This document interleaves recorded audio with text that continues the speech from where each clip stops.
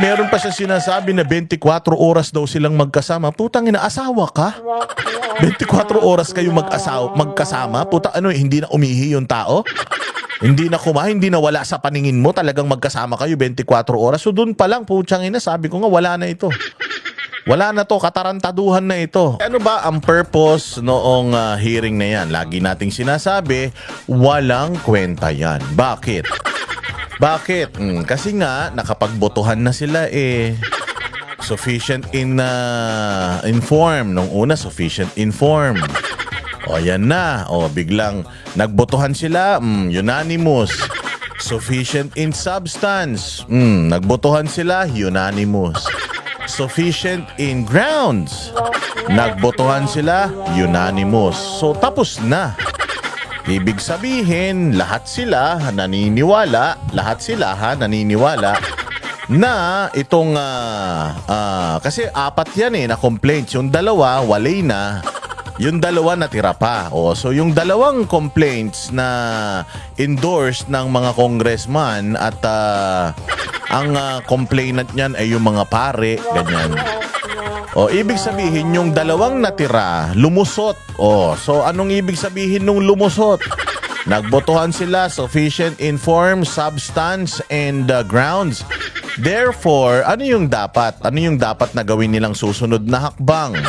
Ang susunod na hakbang dapat dalhin na niyan sa plenaryo, tapos sa plenaryo pagbotohan para magpunta na sa Senado para saan? Para magkaroon na ng hearing na trial na talaga. So ngayon,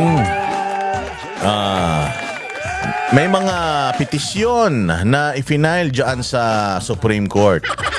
Dahil tila mo lumalagpas na ang Kongreso lumalagpas na ang Kongreso sa kanilang mandato o sa kanilang dapat na gawin sa patungkol sa impeachment na yan, which is maghanap ng probable cause. Pag nakahanap ka ng probable cause, ibig sabihin or kapag pinagbotohan mo yan ng sufficiency in substance and ground, ibig sabihin meron na siyang probable cause. Ano pa ba ang kailangan nating gawin? Napagbotohan na natin yan. So, ano yung susunod na hakbang? Dali na sa plenaryo, pagbotohan na, tapos dali na yan sa Senado para makapanumpa na yung mga senator judges ng kanilang mga robe na mga kulay purple. Makapagsumpa na sila at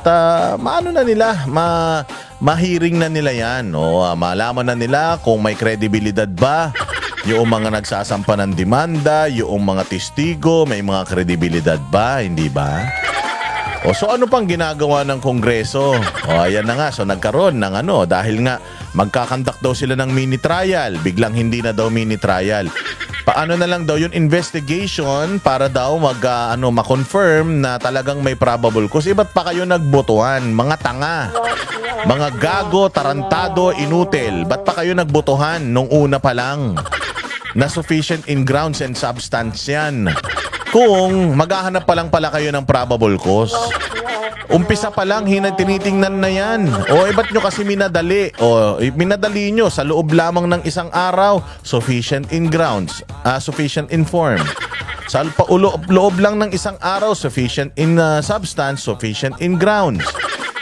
So kung sufficient naman pala siya in substance and ground, ano pang ginagawa natin? Para saan pa itong hearing ninyo? Eto tingnan nyo yung mga nangyari kanina Balikan lang natin yung mga nangyari kanina. Nagpatawag sila dyan ng mga resource person. Nandiyan yung BIR, nandiyan yung COA, nandiyan yung NBI, nandiyan yung kung sino-sino mga ulul ang mga nandiyan. Tapos ang pinaka-highlight is itong Ramil Madriaga. Siyempre, sabi ko nga sa inyo, it doesn't have to be true. It just has to look like it. It doesn't have to be true. Bakit? Napatunayan ba dyan kanina sa pagbabasa ni Ramil Madriaga ng kanyang affidavit? Napatunayan ba na na nagsasabi ng totoo si Ramil Madriaga o hindi? Hindi nalaman. Nakapanira si Ramil Madriaga, mga bossing. Nakapanira siya. Kasi nabasa niya lahat ng mga kasinungalingan niya. Pero napatunayan ba kung totoo o hindi yung kanyang mga sinasabi diyan? Hindi. Bakit? bawal ang probing questions. Bawal ang probing questions. O ngayon, tatanungin nyo, ano ba yung ginamit nila kanina? Probing questions and clarificatory. Questions. Ayan na. Alamin natin kung ano yung difference. Kasi ang mga bossing, ang sinasabi bawal ang probing questions. Lahat dapat ng itatanong mo kay Madriaga para maliwanagan ka lang. Halimbawa, meron kang hindi naintindihan, Ilocano yung nakasulat doon. Para maintindihan mo, ipapatranslate mo lang sa kanya sa Tagalog, clarificatory, ki-clear mo lang. Merong malabo, ikaklaruhin mo lang. Halimbawa, sinabi niya sometime in December. Malabo 'yun, sometime eh. Dapat ang clarificatory questions or question na appropriate doon sa sometime in December halimbawa is anong specific na araw nung December? Bakit sometime in December? Kung meron hindi klaro doon sa kanyang affidavit, yun lang yung mga itatanong natin. Kasi hindi naman ito isinulat sa Latin. Yung kanyang yung kanyang testimonya o yung kanyang supplemental affidavit hindi naman isinulat sa lengguaheng Inchik, Hapon, Espanyol. Isinulat naman ito sa salitang Ingles na hindi naman naglagay ng mga komplikadong Ingles. Etong si Ramil Madriaga dyan, self-explanatory naman, straightforward naman yung mga English na ginamit niya dyan. So, anong mga clarificatory questions pa? Yung pag-uusapan natin. Hindi ba merong impeachment? May impeachment na, sufficient in grounds na gagamitin si Madriaga. Ngayon, ano ang magiging qualifications ni Madriaga? Malalaman mo kung sabi kasi nila hindi natin pwedeng questionin yung credibility ni Madriaga. Magtatanong lang kayo according doon sa mga nasa testimonya niya. Hindi ka pwedeng mag-probing questions. Hindi mo siya pwedeng questionin yung kanyang credibility kasi trabaho yan ng Senate. Ngayon, even the congressmen are confused. They are confused. Why? Kasi every time they're asking questions, kinakat sila ng Committee on Justice dahil probing questions. Yung kanilang tinatanong, hindi na siya clarificatory questions. Wala ni isa na congressman na nagtanong kay Madriaga na pumasok doon sa kwalifikasyon ng clarification questions only. Halos lahat nag-violate, lahat nagtanong ng probing questions. So, imagine ninyo, probing questions and clarificatory questions, hirap na hirap nga kayong i-distinguish. Tapos, naghihiring pa kayo dyan. Ano bang ibig sabihin? Ang clarificatory questions sa Tagalog ay paglilinaw. Ang purpose, linawin ang sinabi, facts, details, meaning. Anong ibig sabihin nito? Halimbawa, sinabi mo, ukininam. Anong ibig sabihin ng ukininam? Di ba? Halimbawa, sinabi mo doon, yawa. Anong ibig sabihin ng yawa? Hindi ba? Detalye. Aalamin mo. Ang goal nito ay make statements clear, complete, and accurate. Accurate. Kailangan maging accurate. Meron ba ni isang congressman ang nagtanong kay Ramil Madriaga ng sometime in December? Hindi yun klaro.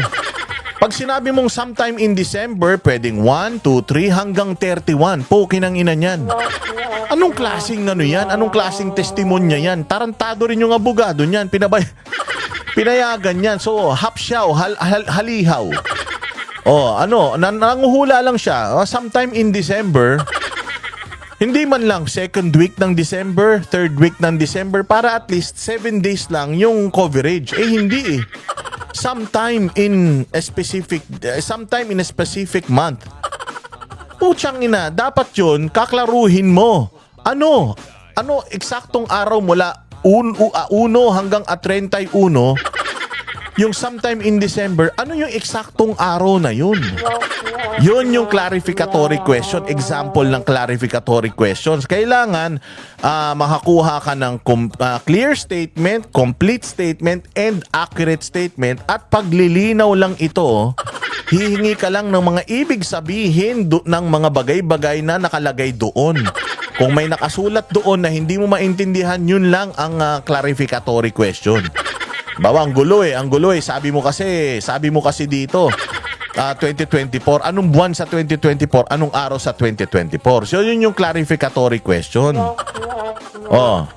Ang halimbawa ng clarificatory question, ano po ang eksaktong ibig ninyong sabihin sa ganon? O kaya for the halimbawa special allocation, may sinabi halimbawa si Madriaga doon na merong special allocation. O ano po ang eksaktong ibig nyong sabihin sa special allocation? Ganon yung clarificatory question. O kaya pwede po bang ilahad ang timeline ng pangyayaring ito? Yun yung mga clarificatory question. Pwede po bang sabihin ninyo diyan sa inyo, sa halimbawa sa number 46 na sinabi mo sometime in December, pwede po bang pakiklaro kailan ng December? Hindi pwedeng sometime in December, sometime in 2025, hindi pwedeng ganun. Kasi kailangan eksakto, kailangan specific. Kasi beyond reasonable doubt dapat kompleto yung detalye. Oo, kailangan specific yan. Halimbawa, magkano po ang total na halaga ng tinutukoy ninyo? Halimbawa, nagsabi siya na meron akong perang ibinigay. Hindi ba ganun? Ganun po ba? May pera kang ibinigay. Magkano po yung total ng perang ibinigay nyo? Yun yung mga clarificatory questions. Sino-sino po ang involved sa prosesong yan na sinabi mo? Yan yung mga clarificatory question. Tama po ba na nangyari ito ng panahong ito, December 2, 2023? Kasi sometime yun lagi niyang nilalagay. So dapat ang parang gist ng idea o shortcut ng idea is linawin mo nga. Kasi nga clarificatory, malabo, gusto mong malinawan. O ano naman ang probing questions? Ang probing questions is pag-uusisa o paghuhukay. Ang purpose nito, humukay ng mas malalim na katotohanan.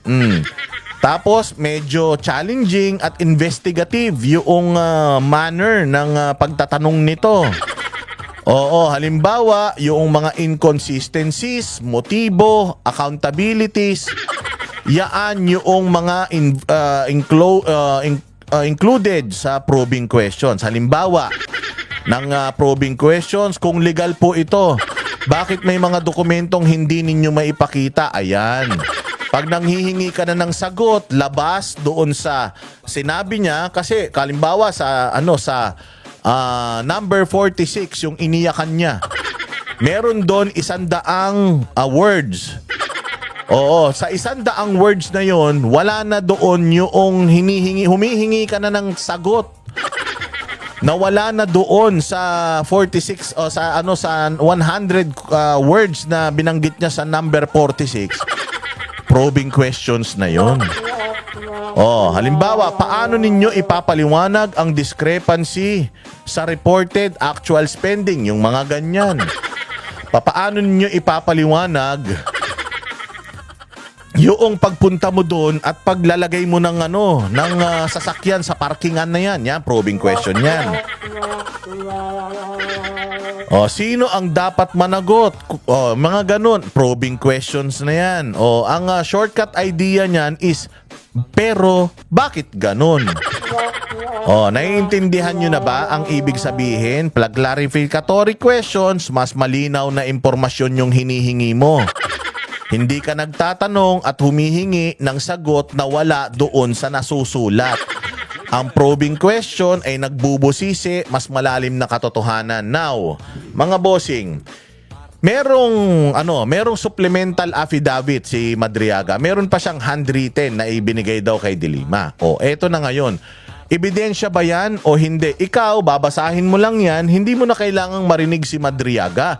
Babasahin mo lang yan dahil in-include naman si Madriaga sa sa ebidensya yung kanyang affidavit So, babasahin mo yung affidavit niya, malalaman mo kung yung affidavit niya is sufficient, enough, o tatayo. Ngayon, kung tatanungin mo na siya tungkol dun sa affidavit niya, ano na yun? Yung credibilidad niya na yung chine-check mo doon. So, hindi na dapat ginagawa ng Congress yun. So kung hindi ginagawa ng Congress yun, sino dapat ang gumagawa nun? Ang dapat na gumagawa nun ay Senado. Kung dapat na ginagawa yun ng Senado, ba't nasa Kongreso pa yan? O kita mo, nangamote lahat ng mga nagtanong. That's probing question already. That's probing question already. Pero naitanong na. Naitanong na, nasagot na, pero biglang kinakat. That's probing question already. Diba, hirap na hirap sila. Siguro dahil kabado sila, dahil kapag tinarantado nila yan, nagmukhang mini trial talaga yung na yan. Kaya yan din ang kagandahan ng pagsasampa ng ng reklamo sa Supreme Court kasi may kinakatakutan sila. Ayaw nila na ma-technical. Kaya nire-reiterate nila kanina na probing questions wala, kailangan clarificatory questions lang. Nangamote si Abante. Nangamote yung mga ibang congressman dahil nagpo-probe na sila. Tila mo nagko-cross-examine na sila. Kasi binasa ni Madriaga yung kanyang yung kanyang testimonya. Tapos tinanong mo siya tungkol sa testimonya na yun. So hindi mo na kinaklaro yung testimonya na yun kasi very very straightforward naman yung mga words na ginamit niya diyan So lahat ng tatanungin mo diyan, probing questions na yan. Katulad ng mga makabayan, pinapalabas nila na ganito, na ganyan. So ibig mong palang sabihin. So ang ibig mo bang sabihin si Inday Sara ganito? So ang ibig mong sabihin si Inday Sara ganyan. So ang ibig mong sabihin binigyan ka ng pera? Sinabi na dun PRRD gave me money. Binigyan ka ng pera. Anong clarificatory questions dun? Wala. Wala kasi pag nagtanong ka saan galing yung pera na yun, probing na yun. Very, very straightforward naman yung binigyan ako ni PRRD ng pera, 25 million. Ano pang clarificatory question ang pwede doon? Ngayon, pag pinaulit mo yun sa kanya, can you repeat yung number 46? Ba't mo papaulit sa kanya? Nagpo-propaganda ka na nun. Meron ka naman listahan nun. Di intindihin mo on your own. Basahin mo yun. Dito sa paragraph 7, may sinabi ka dito na ganito. Ano yung ibig sabihin? Halimbawa, yung isip. Ano tong isip? Ayun, yung mga ganon, clarificatory question yun. Ano tong kidlat? Ayun, clarificatory question yun. Kung merong nakasulat doon na hindi ka naiintindihan, pero kapag may nakasulat doon, naiintindihan mo naman, pero tatanungin mo siya para lang sumagot siya nang wala naman na doon sa kanyang isinulat, probing questions na po yun. Kasimple-simple, hindi nyo maintindihan tapos gusto nyo mag-mini trial. Mga gago pala kayo tsaka grabe yung mga galawan dito ni yung mga galawan dito ni Madriaga. Yung mga sinasabi niya na nag-iiwan ako ng sasakyan, nandoon yung pera, putyang ina, parang ang labo kasi talaga nun Mantakin mo, milyon-milyon yung halaga, iiwanan mo lang sa parking lot, tapos yung susi nandiyan dyan, hindi mo kilala kung sino yung kukuha sa'yo. Siyempre kung ako, magdi-deliver ako. Siyempre pag nag-deliver ako, yung nag-utos sa akin, hihingi naman yan ng pruweba na na-deliver mo talaga. Hindi ba? Hihingi yan ng pruweba na na-deliver mo talaga. Katulad dun sa 18 Marines, pag nagdi-deliver sila, nagsisend sila ng mga picture dun sa GC na na-deliver talaga, na na-receive talaga. Dito, kay Madriaga, basta lang iiwan niya dun, yun kasi ang instruction, ilalagay niya yung susi sa gulong, aalis na siya, hindi niya alam kung sino yung kukuha. Papaano kung yung kumuha nun, hindi naman yung talagang dapat makakuha nun, wala ka ng hindi ka na nag-aalala? Papaano kung halimbawa tumawag sa'yo, tumawag ka, sir, na-deliver ko na, ganun ba? Okay, thank you very much. Hindi ba? Kailangan mo ng pruweba na, sir, na i-deliver ko na yan, para makasigurado ka din. Mantakin mo, napakaraming pera nung i-deliver mo, tapos hindi ka sigurado kung nakuha o hindi. Siyempre, kung halimbawa ako, inutusan mo ako, Boss Dada, dalin mo to Sa mall na yan, may kukuha sa'yo. Sinong kukuha sa akin? Basta may kukuha sa'yo. Putsang ina niyan. Siyempre ako, alam ko milyon yung hawak ko, tapos biglang may lalapit sa akin na. Siyempre, ibibigay ko ba kagad? Tatanungin ko, sir, sinong kukuha sa akin? Pagdideliveran mo ko ng pera nang hindi ko alam kung kanino ko i-deliver. Baka mamaya niyan, iba yung makakuha. O tas pagbintangan mo pa akong ninenok ko yan. Alam mo yun, di ba? Ang bobo nyo naman na sindikato kung ganyan kayo. At saka yung ginagawa na ganyan ni Ramil Madriaga na iniiwan yung pera, kukunin na lang, putya galawang kidnapper yan. O hindi ba ganun ang ginagawa ng mga kidnapper? O parang dalin mo yung pera sa ganitong sasakyan. Ilagay mo sa may sasakyan na puti sa ganitong kalsada. Ito yung merong basag yung salamin niyan. Sa may bandang kaliwa, yan yung palatandaan. Tapos ilagay mo yung pera doon sa may likuran. Paglagay mo ng pera sa may likuran, umalis ka, huwag kang lilingon. Huwag kang lilingon pag lumingon ka. Huwag kang magsusumbong sa pulis. Di ba ganyan yung mga kidnapper? So yung mga ginagawa ni Madriaga na iiwanin sa sasakyan, ilalagay yung susi sa gulong, tas aalis na siya. Hindi niya alam kung nakuha o hindi. Basta nakita lang niya may sumakay na tao doon, hindi man lang niya kinumpronta. Puta, katarantaduhan yun. Kabubuhan yun. Gagawa na rin lang tayo ng illegal Tama? O gagawa tayo ng illegal. Ako si Pangulong Duterte, inutusan kita magdala. Ako si Inday Sara, inutusan kita magdala ka ng pera kay ganito. Syempre, sisiguraduhin mo na nakuha talaga ni nung pagdadalan mo ng pera. Putsang ina, sindikato nga tayo So syempre magkakakilala tayo. Magkakakampi tayo. Paanong hindi mo kilala kung kanino mo ibinibigay yung mga pera? Pero kapag kakaibigan ni Pangulong Duterte o tao ni Inday Sara, sila Kernel ganito, sila Kernel ganyan, sigurado siya, nagpunta ako doon, sakay ako ng ganitong sasakyan, tapos dumating siya, hinarap ako, tapos binigyan ko ng ganito. Pero kapag magkano yung perang ibinigay? Ganito, dalawang backpack. Yung pera nakalagay sa clear na plastic. Pagkatapos iniwan ko sa may parkingan. Iniwan ko yung susi. Binigyan ka na ng instruction na iwan mo yung susi sa ganito. Pucha, ang gumagawa lang nun, pucha, kidnapper. Sabi ko tayo na to si Madriaga, nanonood ng kung ano-anong pelikula tong ulol na to Kaya ang dami pang mga inconsistencies dito sa kanyang kaya inexpose naman na yan ni Paulo Panelo, yung mga katarantaduhan diyan, pero nilabas pa rin nila ito, pinabasa pa rin nila to kay Madriaga. Hindi naman nila kinonfirm kung meron ka bang ebidensya dito sa sinasabi mo na to. Wala, as in, sulat lang. Tapos yung mga ebidensyang pinapakita niya, picture. Close ba kayo ni Inday Sara? Opo, close kami. Paano mo sasabihin close kayo? Ito po, meron po siyang picture, binabati niya ako ng birthday. Gago. Picture, may papel, tas may pangalan mo. Putang ina, kung close kayo nun, pumunta yun sa birthday mo, binati ka nun personal. Or at least man lang, happy birthday na video man lang. Kasi ako, ganun, pag birthday ko, si Mayor Baste, babatiin ako. At kung sino pang mga politiko na mga kakilala ako. Hindi ko sinasabing kaibigan ako, kaibigan ko, pero kakilala ako.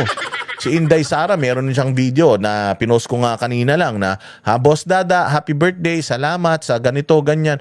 So kung meron ba si Inday Sara na pagbati sa akin na ganun, pwede ko na bang i-claim na close kami? Halos lahat ng mga fanatic ni Inday Sara nagre-request ng video greeting. It's a pleasure na magkaroon ka ng video greeting. Buti nga ako, video greeting, hindi ko kiniklaim na close kami ni Inday Sara. Nai-interview namin si Inday Sara. Kasama pa namin si Inday Sara sa Tapang at Malasakit, kami ni Banat Bay. Pero we never claimed na may access kami kay Inday Sara. We never claimed na kaibigan kami ni Inday Sara. Sabi ko nga sa inyo, na ini-interview namin siya sa Tapang at Malasakit. Pumunta kami sa Davao dahil yung misa sa Davao na dadaluhan niya noong anibersaryo ng pagpapadala kay Pangulong Duterte, pag-kidnap kay Pangulong Duterte. Pagdating ko doon, pumunta ako, si Inday Sara kasama yung katabi niya si Kong Ungab. Kung close kami ni Inday Sara, pupunta ako dun sa tabi niya, uupo ako. Binabati niya na ako ng video na i-interview namin siya. Tapos pinapatawag niya kami, nakakausap niya kami, nakakapagpa-picture kami sa kanya. But hindi ako nagki-claim na banateros ako. Matagal na kaming mga kilala ng mga Duterte. Kumpare ko pa si Mayor Baste. Kaibigan pa namin yung kapatid ni Pangulong Duterte. Pag nagpupunta kami ng Davao, si Pangulong Duterte nagpapasarayan ng e-lounge para lang makapagkwentuhan kami. But we never claimed na kaibigan, personal na may connection kami sa kanila. Tumabi ako kay Inday Sara. Hindi, nagpunta ako dun sa side ng media at saka ng vlogger. Nung nakita ako ganyan ni Inday Sara, nakatingin lang ako sa kanya. Nakita niya ako, siguro naman yung itsura ko nag-iisa. So napangiti siya sa akin. I will never assume and I will never say na ako ni Inday Sara, close kami. Tropa pits kami, ganito kami, rubbing elbows kami. Hindi, kilala lang niya ako. Nakikita niya lang ako, nai-interview namin siya, pero hindi namin i-claim na close kami. Pero ito si Ramil Madriaga, katulad lang din namin siya. Siya ay ang daming mga parallel groups na sumusuporta kay Inday Sara. May Maisog New York, Maisog ganito, Maisog ganyan. Meron kung ano-ano, Agila ng ganito, Agila ng ganyan. Kung ano-ano yung mga Ran Sara Ran. Napakadami. At yung mga leaders niyan, sigurado ako, ina-acknowledge ni Inday Sara yung mga leaders na yan. Dahil wala namang sweldo yung mga yan, pero gumawa sila ng movement para suportahan si Inday Sara. Wala ni isa sa mga leaders niyan ang nagsasabi close sila kay Inday Sara. Wala, mga bossing. Sabi ko sa ako, kumpare ko si Mayor Baste. Walang iya, hindi ko kiniklaim na very close kami. Meron pa ring boundary, kahit meron pa rin kaming boundary sa pagitan namin. Dahil nire-respeto mo siya, hindi ko i-claim na tropa kami niyan. Rubbing elbow kami niyan na anytime na may gusto siyang ipagawa sa akin, uutusan niya ako, at anytime na may ire-request ako sa kanya, pagbibigyan niya ako. Hindi yun ganun. Anak ng tinapayo. Alam naman natin lahat yan. Lahat yan, yung mga vlogger ni Bongbong Marcos. Na-meet na ba nila si Bongbong Marcos? Hindi pa. Nakapunta sila, one time naimbita sila, naghapunan sila, masasabi mo ba na close sila? Hindi. Maaring ina-acknowledge lang din sila, maaring binabayaran lang sila para mag-vlog, pero close sila? Hindi. Kahit binabayaran sila. Ganun yun. Ano tong Madriaga na to? Ang daming mong claim. Meron pa siya sinasabi na 24 oras daw silang magkasama. Putang ina, asawa ka? 24 oras kayo magkasama? Hindi na umihi yung tao? Hindi na kumain, hindi na wala sa paningin mo, talagang magkasama kayo 24 oras. So doon pa lang, putang ina, sabi ko nga, wala na ito. Wala na to, katarantaduhan na ito.